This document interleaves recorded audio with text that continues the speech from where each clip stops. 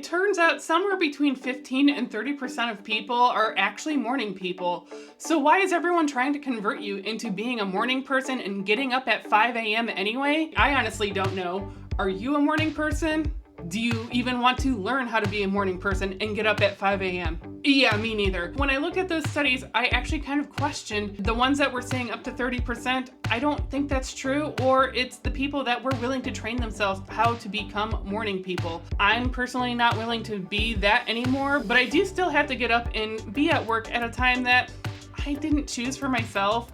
I mean, other than I took the job and I knew that, and so it's fine. It's really not that crazy. It's probably really only about an hour or two off from my ideal circadian rhythm, which in the past has led to some really hairy mornings. And so if you're currently not a morning person and your mornings look a little bit like this and you just can't seem to quite get it together, and even when you try to set your alarm earlier, even if it's just 5 or 10 minutes, you're still hitting that snooze button and you're still not able to go ahead and get out the door in time with everything you need, including your lunch, anything you needed to take to work that day.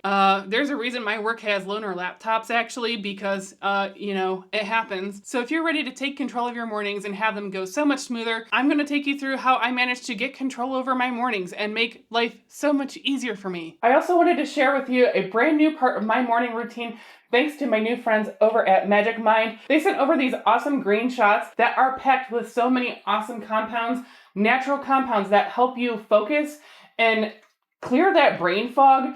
I don't know about you, but I've been going through this pre-menopause stage where I can barely think straight some days. I noticed even from the very first day, I was able to cut down my caffeine, feel a lot more focused and productive at work. And the more I drank these shots in the morning day after day, the better the benefits got, to the point where if I missed a day, I definitely noticed. And I did the research on some of these nootropic compounds. I've even used some of these similar supplements in the past, but honestly, I really enjoy having it in one convenient shot. Have it taste a little bit like matcha. And if you think you don't like matcha, it is actually ceremonial grade matcha. I will say one of my biggest concerns is that this is going to taste like dirt or grass, or a combination of grass and dirt. It's a little bit more, I think tart is what I'm looking for. So I can definitely taste the matcha and maybe lemon.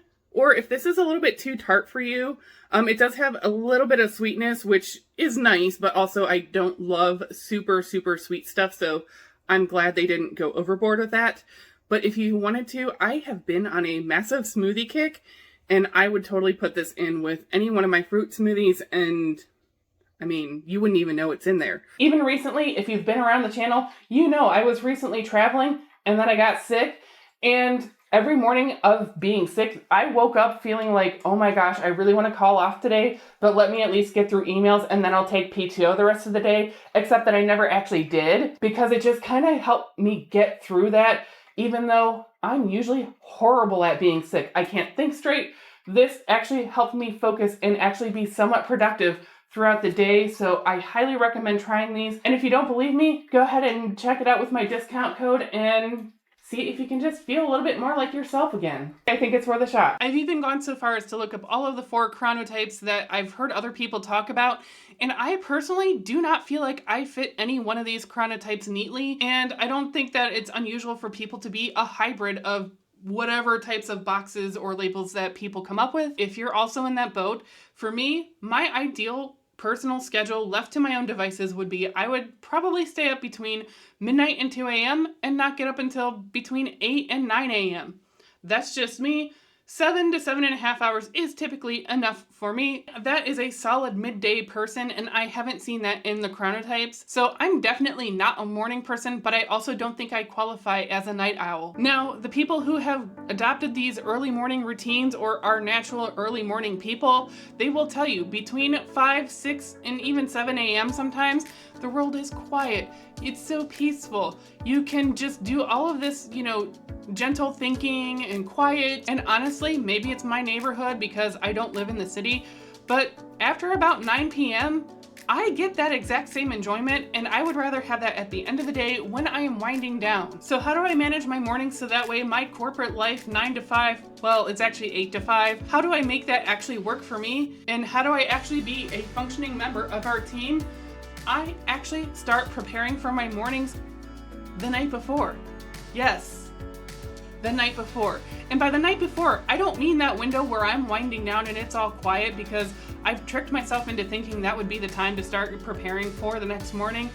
And I'm either going to forget, or I'm going to keep going down, Hulu rabbit holes, or I'm just not going to feel like it. And I've gone through a lot of trial and error to find exactly what works for me. So usually what works best is that window around dinner time when I've just gotten home or logged off if it was a work from home day, using that time while something's in the oven, the air fryer.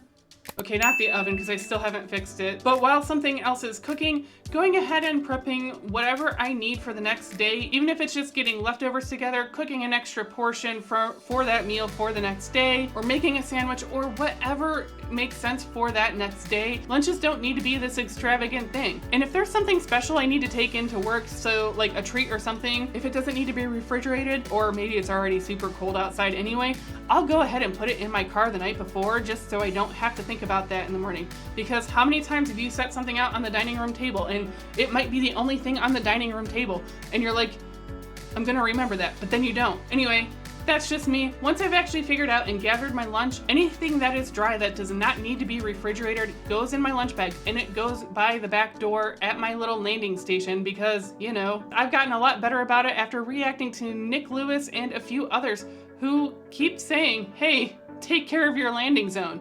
But that visual reminder that my lunch bag is there on a hook, ready to go, is my sign that, hey, there might be something in the fridge.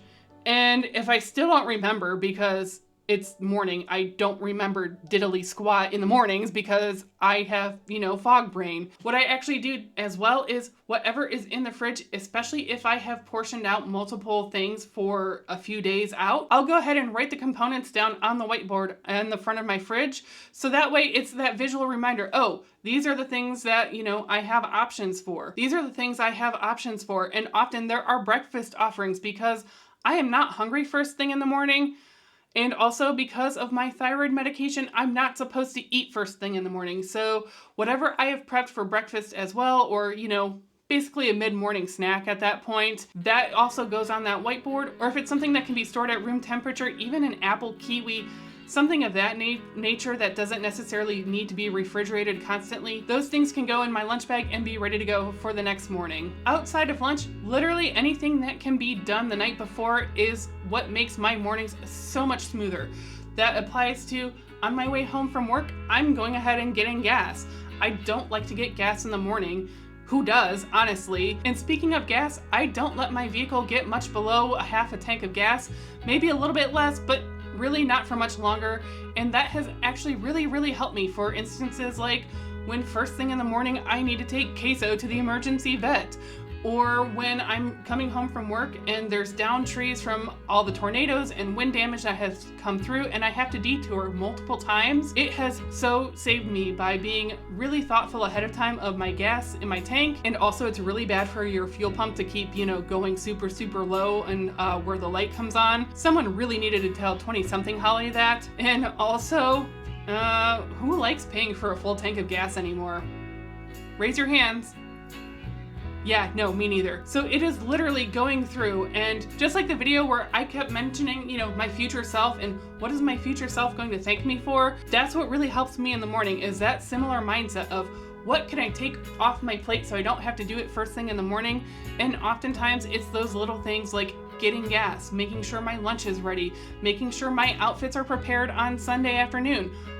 Friday before I leave, I check the corporate calendar to see, are we getting fed for any particular reason? Do I have any lunch meetings? Anything like that would cause me to prepare a lunch that might go to waste. It helps kind of mitigate some of that stuff, and that is just stuff I have learned over time. It didn't come to me overnight. And it also helps to put reminders in my phone all the time. Now, I don't actually take my phone into my bedroom. I use an old phone that, it doesn't even have a SIM card anymore. I just put it on airplane phone. I just put it on airplane mode and on Wi-Fi and just leave it like that.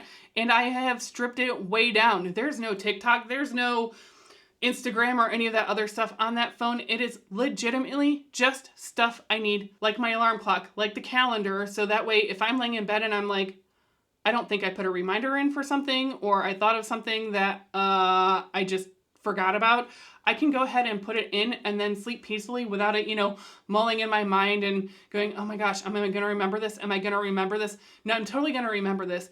I don't have to get up. I don't have to try to jot anything down. I can just grab that phone, which is also at the super lowest brightness level. So that way, it's not just in your face when you do grab it. And if you're wondering about an emergency, my family lives actually relatively close. And also I have it set up so that in case of emergency contacts, if they call multiple times in a row and they all know this, that my phone will ring through even when it's on do not disturb or the ringer's off or the sound is off. It is set up to let me know, hey, there's really something going on, and my family knows this and they have done it. So that's something that you can consider for yourself if that's something you're interested in trying, because I don't like traditional alarm clocks. I will say the one thing I did spend a little bit of money on is getting one of those sunrise alarm clocks, and that is most helpful, especially in the wintertime. And we're going into fall, and I'm almost ready to start setting it up so that way it has a really gentle light level that comes up, so that way it's going to start triggering like, hey, go ahead and get up. And that's something that you don't have to spend a ton of money on, the most brand name one that everyone talks about, but also don't get the cheapest one, because I did get the cheapest one once and it couldn't keep time to save its own life. It just couldn't. So there is a middle of the road one that I personally use and love, and it keeps time very well. I will go ahead and pop that down below so that way, if you're interested in that and you're also in an area where you're losing your light in the morning, it's something to try and make your morning just a little bit more pleasant, or, well, maybe not pleasant, but a little bit easier to get out of bed, I guess. Well, I hope this has been super helpful for you if you're not a morning person and you're sick and tired of your mornings looking like a train wreck and you don't want to get up at 5 a.m. I don't want to get up at 5 a.m. I've tried it. They're wrong. My body hurts. I'm foggy the rest of the day. All I want to do is take a nap. It does not work for me personally. So if you're not a morning person, hopefully some of these suggestions will help you manage your mornings so much better. And also understand, there's no trophy for getting up at 5 a.m. All you get is bragging rights. Who cares? I don't care about bragging rights on that. I would rather just do what makes me happy and stay up until 11 or midnight. That's my compromise now, is 11 to midnight. And don't forget, if you want to have just as much focus and productivity as I have been experiencing lately, check out Magic Mind Shots. Use my code MLiving20 for 20% off your very first order, or up to 45% off your subscription. And I promise future you is going to thank you for this. And if you want to learn a little bit more about how future you will thank you for all of the things that you are doing right now, go ahead and check out this video right here.